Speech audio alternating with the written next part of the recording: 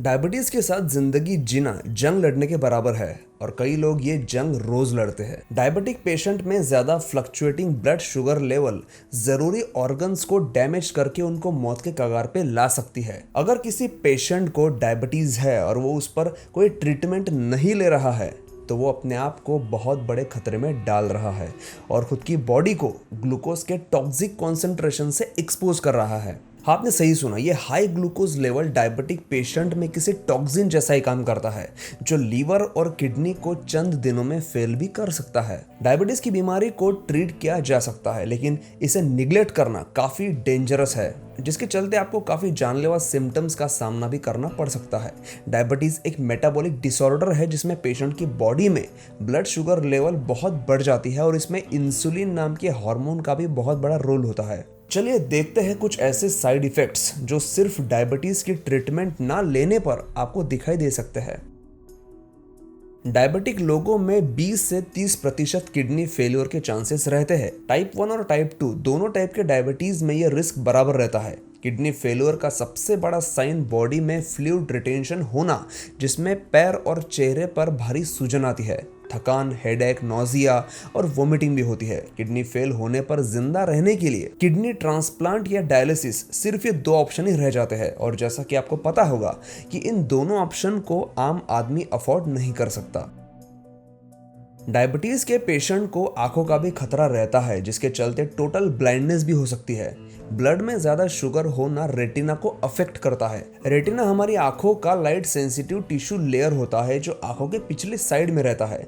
जब ये डैमेज होता है तो इसके शुरुआत में कोई लक्षण नहीं दिखाई देते और जब तक ये प्रॉब्लम समझ में आती है तब तक ऑलरेडी डैमेज हो चुका होता है। इसके साथ आंखों से जुड़े और इश्यूज जैसे कि कैटरैक्ट, डार्क स्पॉट का होना, ब्लर विजन होना और विजन लॉस भी इसमें हो सकता है।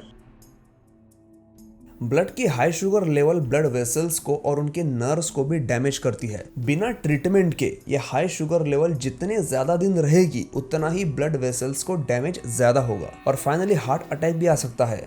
ये हार्ट प्रॉब्लम्स दोनों टाइप के डायबिटीज में पाए जाते हैं और महिलाओं के मुकाबले पुरुष इसमें ज्यादा सफर होते हैं। स्ट्रोक एक हार्ट रिलेटेड प्रॉब्लम है और इसका रिस्क डायबिटिक लोगों में 2 गुना बढ़ जाता है। ज्यादा ब्लड शुगर ब्लड वेसल्स को स्टीफ बनाते हैं, मतलब कड़क बनाते हैं, और साथ में उनमें होने वाला फैट्स का डिपोजिशन स्ट्रोक का रिस्क बढ़ाता है। और आखिरी है पैर काटना। जी हाँ, आपने सही सुना। डायबिटिक पेशेंट में इन्फेक्शन का फैलाव रोकने के लिए पेशेंट के पैर भी काटने पड़ सकते हैं। हाई शुगर पैर के नर्व्स को डैमेज करती है और उनको नैरो बनाती है। इसके चलते वहाँ खून और दवाइयाँ नहीं पहुँच पाती और इन्फेक्शन जल्दी रिकवर नहीं होता और ऊपर से पैर की नर्व डैमेज होने की वजह से उनमें कोई सेंसेशन ही नहीं होता, जिस वजह से आपको पैरों में हुए इन्फेक्शन के बारे में पता ही नहीं चलता।